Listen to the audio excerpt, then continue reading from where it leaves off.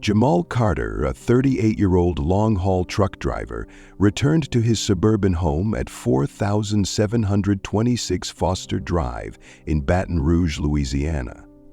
The two-story brick house, which he and his wife Tasha had purchased in 2002, stood quiet in the sweltering July heat. The neighborhood, known for its well-maintained lawns and middle-class stability, had recently experienced a series of break-ins that left residents on edge. Tasha Carter, his wife of 12 years, greeted him with an unusually brief hug. At 35, Tasha had recently transitioned from being a stay-at-home mother to an aspiring beauty entrepreneur, selling cosmetics through social media and local networks. Their daughter Sarah was spending her summer break at her grandmother's house. Over the past few months, Jamal had noticed subtle changes in Tasha's behavior. She became more protective of her phone, spent more time on her appearance, and seemed distant during conversations. After a simple dinner of takeout Chinese food, during which Tasha made minimal conversation about neighborhood gossip and her beauty sales, Jamal retreated to his home office. The room, converted from a spare bedroom, contained his laptop and monitoring equipment. Jamal had installed a Lorex HD security camera near the front door. Its red LED indicator blinked steadily in the dim evening light. Connecting his Dell laptop to the security system, Jamal began reviewing footage from his 2-week absence. At first, the recordings showed routine activities: Tasha leaving for beauty product demonstrations, returning with groceries from Walmart, and collecting mail. She maintained regular hours, typically leaving in the morning and returning by early afternoon. However, as he continued reviewing, the footage revealed something disturbing. Tasha was seen opening the door to a well-dressed man in his late 20s, wearing a navy blue suit and carrying a leather briefcase. Their embrace wasn't formal but intimate, between familiar parties. The man's face was partially visible. Devin D. Hines, a local real estate agent whom Jamal recognized from a neighborhood barbecue last year. The camera captured them walking toward the living room, their body language suggesting familiarity. Devin rested his hand casually on the small of Tasha's back as they moved out of view. Jamal's hands trembled as he reviewed the footage multiple times. Additional review revealed that Devin visited repeatedly during weekday afternoons when the neighborhood was quiet. Each time, Devin arrived in his black BMW 3 Series, parking it discreetly on the street. The footage painted a clear picture of betrayal, explaining the growing emotional distance between him and Tasha over the past months. Unable to share a bed with Tasha that night, Jamal retreated to his Peterbilt 379 semi-truck parked in the driveway. Throughout the night, he obsessively reviewed the footage on his laptop, his mind spinning scenarios of his wife's betrayal. In the days that followed, Jamal installed a second Lorex HD security camera in the living room, hiding it among family photos on a bookshelf. The footage from this new angle confirmed his suspicions. One evening, Devin arrived carrying a bottle of wine. Tasha, wearing a black cocktail dress Jamal had never seen before, welcomed him. They shared wine in crystal glasses, reserved for special occasions. As the evening progressed, their intimacy grew, with the footage capturing every detail. The betrayal weighed heavily on Jamal's mind. His home, a place he had worked tirelessly to provide, had been violated. Tasha and Devin's actions shattered the trust and security he thought he shared with his wife. A plan began to form in Jamal's mind, one influenced by years of experience driving an 18-wheeler. On the morning of July 15, 2008, he informed Tasha that he was leaving for a scheduled 4-day haul to Houston, Texas.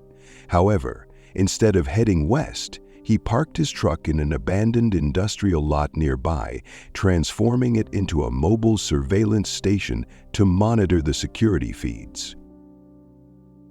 2 days later, Devin arrived again. Tasha greeted him warmly, and they settled onto the beige microfiber couch, Ironically, a wedding anniversary gift from Jamal to Tasha. Watching their interaction in real time, Jamal's fury boiled over. He started his truck's engine, its rumble echoing his inner turmoil.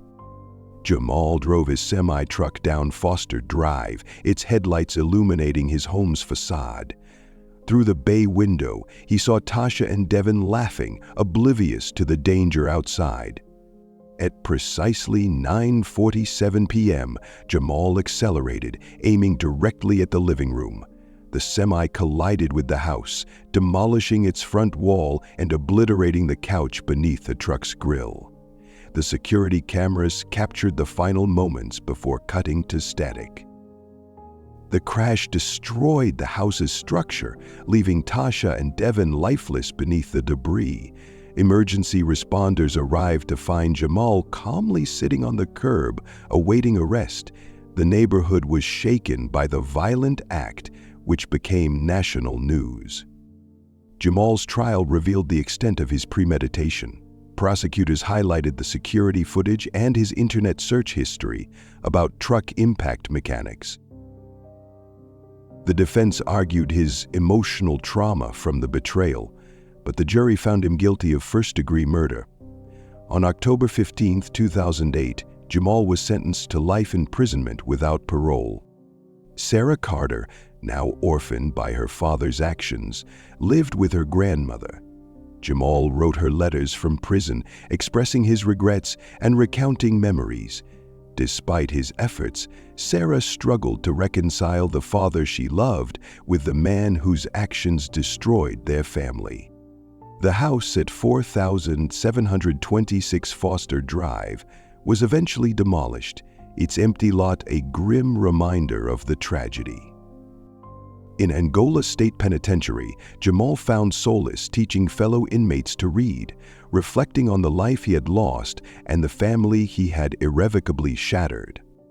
Continued to Improve creates from games the ability to create 4 games per day. Jamal's letters to Sarah became a monthly ritual, each filled with bittersweet recollections and expressions of regret. In one letter, he wrote about her mother's singing in the mornings, the breakfasts she made, and the dreams they had shared as a family. He admitted that his actions not only robbed Sarah of her mother, but also of the father she had once known. For Sarah, these letters were both a lifeline to her father and a haunting reminder of the night that changed her life forever. She kept them in a shoebox under her bed, often pulling them out late at night to read in solitude.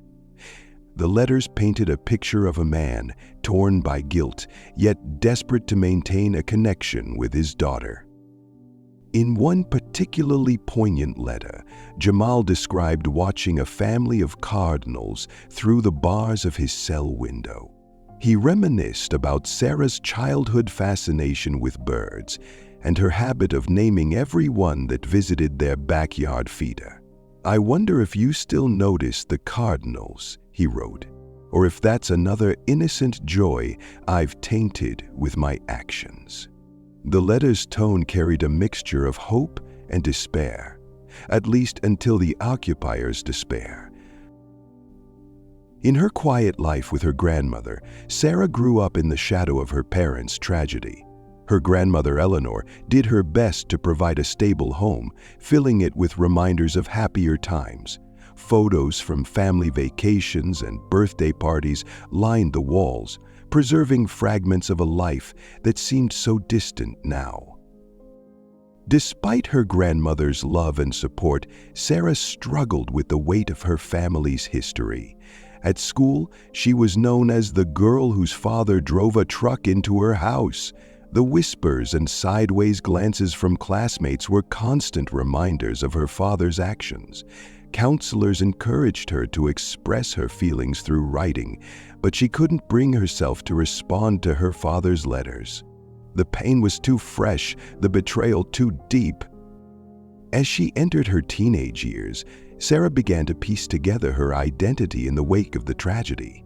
And she excelled in academics, driven by a need to prove that she could rise above her circumstances. Teachers often commented on her maturity and resilience, unaware of the emotional toll she bore. She avoided talking about her parents, choosing instead to focus on her future. By November 2012, Sarah was a young woman grappling with the legacy of her parents' choices. On a rainy evening, she received another letter from Jamal. It was filled with his usual mix of memories, reflections, and regrets. But this one ended differently. He wrote about his work teaching literacy to other inmates in the prison library. "I imagine it's you sitting across from me," he wrote, "like when we used to read together before bedtime. I know I have no right to hope for forgiveness, Sarah, but I do hope that someday you'll find peace, not just with who I was, but with who I became, and most importantly, with who you choose to be despite it all." The letter brought Sarah to tears. She looked at the photo of her father standing behind her at her 14th birthday party. His hands rested protectively on her shoulders, a gesture of love that now felt both comforting and distant. She wondered if she could ever reconcile the loving father she remembered with the man who had committed such a monstrous act. The house at 4726 Foster Drive remained an empty lot, a scar on the neighborhood. Over the years, it became an unofficial memorial. Neighbors occasionally left flowers at the site, though most avoided speaking about the tragedy. Rumors of ghostly figures in the area persisted among local teenagers, adding an eerie mystique to the already tragic location. For Sarah, the lot was a place she rarely visited. It was too painful to confront the physical space where her family fell apart. Instead, she focused on building a future for herself. She dreamed of studying psychology, hoping to help others cope with trauma like her own. The idea of turning her pain into purpose gave her a sense of direction. As Sarah approached adulthood, she began to consider writing back to her father. The letters he sent had evolved over the years, becoming less about his guilt and more about his hope for her future. Each one ended with the same phrase, "With endless love and bottomless regret, Dad." On her 18th birthday, Sarah sat down at her desk with a blank sheet of paper. The rain outside reminded her of the night everything changed. After hours of hesitation, she began to write. "Dear Dad," she started. Her hand trembled as she put her feelings into words. She wrote about her anger, her sadness, and the overwhelming sense of loss she had carried for years. But she also wrote about her determination to move forward, to create a life that wasn't defined by the actions of others.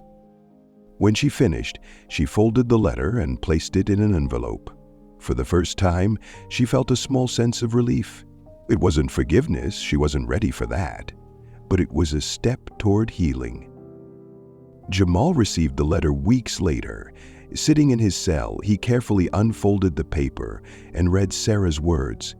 They were raw and honest, filled with both pain and strength. For the first time in years, he allowed himself to hope that there might still be a path to redemption, not for himself, but for the relationship he had once shared with his daughter. From that moment, their correspondence became more frequent.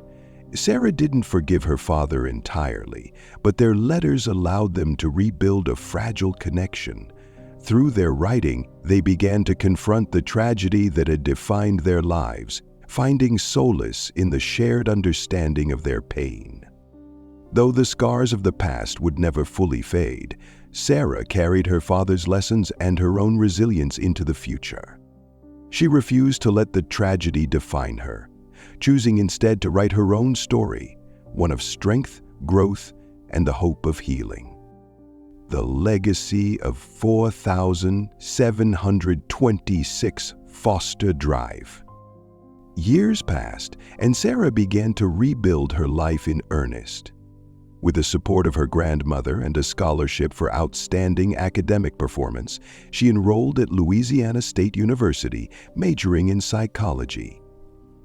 Her professors recognized her sharp intellect and quiet determination, often describing her as a student who seemed far older than her years. Despite her outward success, the weight of her past never fully left her. She avoided questions about her family, deflecting inquiries with vague answers. Her father's letters remained a source of both comfort and conflict, and she continued to respond sporadically. Each letter felt like a small bridge across a chasm of pain, one that she wasn't sure she wanted to fully cross. Sarah's desire to understand human behavior, particularly the effects of trauma, led her to specialize in clinical psychology. She poured her energy into her studies, eventually earning her degree and pursuing a career as a therapist. Her clients often remarked on her empathy and ability to listen without judgment, a skill born from her own complex experiences. Jamal's redemption behind bars. In Angola State Penitentiary, Jamal found purpose in teaching literacy to inmates. What began as a small act of service became his lifeline, a way to atone for the life he had taken from his daughter. Over time, he gained a reputation as a mentor within the prison, helping others prepare for their GED exams and offering guidance to younger inmates. His letters to Sarah continued, chronicling his experiences and reflecting on his regrets. In one letter, he wrote about a young inmate who reminded him of the man he once was, full of potential but weighed down by poor choices. Helping him find a better path feels like the only good thing I've done in years, he wrote. Jamal also began attending therapy sessions offered at the prison, where he confronted the full weight of his actions. Through these sessions, he started to understand the depth of his anger and the ways in which it had consumed him. He wrote to Sarah about these realizations, hoping to show her that he was trying to change, even if it was too late for him to earn her forgiveness. A journey to closure. In 2018, a decade after the tragedy, Sarah decided to visit her father in prison. She had wrestled with the decision for months, unsure if she could face him. On the day of the visit, she felt a mix of anxiety and resolve. She needed answers, not just for herself, but to understand how her father could have committed such a horrific act. The visit was awkward at first. Jamal, now in his late 40s, looked older than Sarah remembered. His face was lined with guilt and sorrow, his once strong frame diminished by years of confinement. Yet his eyes lit up when he saw her, a flicker of the father she had known before everything fell apart. "I'm sorry," he said, his voice trembling, "for everything, for what I did to you, to your mother, to our family." Sarah didn't respond immediately. She looked at him, searching for the man she once knew. "I need to understand why," she finally said. "Why did you do it?" Jamal's answer wasn't simple. He spoke of the betrayal he felt, the anger that blinded him, and the way his pain turned into something uncontrollable. "I thought I could stop the hurt by destroying what caused it," he admitted. "But all I did was ruin everything else." Their conversation lasted hours, covering both the past and the uncertain future. Sarah didn't leave with all the answers she sought, but she felt a shift, a sense of release from the weight she had carried for so long. Moving forward, the meeting with her father marked a turning point for Sarah. While she couldn't fully forgive him, she began to let go of the anger that had defined much of her life. Her work as a therapist took on new meaning as she used her own experiences to help others navigate their pain. In 2020, Sarah gave a presentation at a psychology conference on the effects of intergenerational trauma. Her talk was deeply personal, weaving her family's story into her research. It was met with standing applause, not just for its academic rigor, but for the courage it took to share such a deeply vulnerable part of her life. Back in Baton Rouge, the empty lot where 4,726 Foster Drive once stood was finally sold and developed into a community garden. Sarah visited the site one quiet afternoon, standing among the blooming flowers and carefully tended plants. For the first time, she didn't feel a sense of loss. Instead, she saw a place that had transformed from a symbol of tragedy into one of renewal. Epilogue. Jamal continued to write to Sarah from prison, though the letters became less frequent as the years went on. In his final letter before his health declined, he wrote, "I see you in my dreams, Sarah, not as the child I failed, but as the strong, remarkable woman you've become. I'm proud of you in ways I can never express, and I hope you'll carry that pride with you always. I know I'll never be free, but knowing you are, that's enough for me." Jamal passed away in 2025, his death reported quietly among the prison records. Sarah attended his small memorial service, placing a single white flower on his casket. In her heart, she felt a bittersweet mix of closure and peace. As Sarah walked away from the cemetery, she carried the memory of her father with her, not as a monster or a hero, but as a flawed human being who had shaped her life in ways both painful and profound. Despite everything, she chose to honor the good he had tried to do in his final years, using it as a reminder of the resilience that defined her own journey. Her life, though marked by tragedy, was ultimately one of hope, strength, and renewal, and in that, she found the peace her father had always wished for her. Final reflection. Sarah's legacy. As the years passed, Sarah became a voice for those who, like her, had endured unimaginable loss and trauma. Her career flourished as she became a highly sought-after therapist, specializing in trauma recovery. Clients from all walks of life came to her, not only for her professional expertise, but also for her ability to connect on a deeply human level. Her past, once a burden she thought she could never escape, became the foundation of her greatest strength.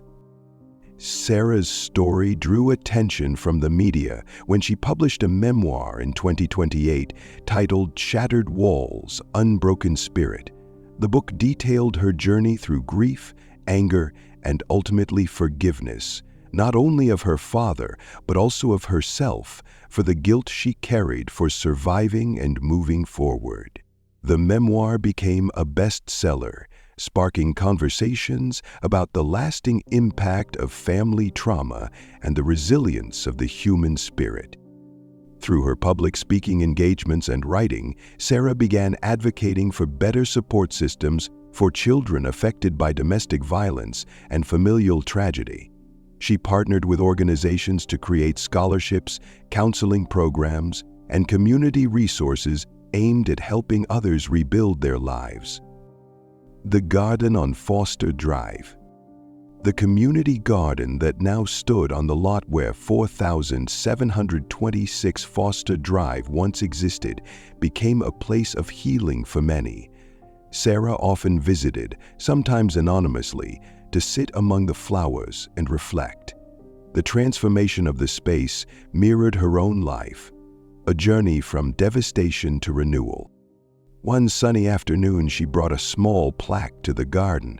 She placed it near the blooming magnolias, the words etched simply, "In memory of what was lost, and in hope for what can grow."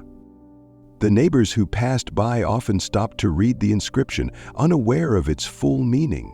But for Sarah, it was a quiet tribute to the life she had rebuilt and the lessons she carried forward. A letter of her own. On the 20th anniversary of the tragedy, Sarah sat at her desk, pen in hand.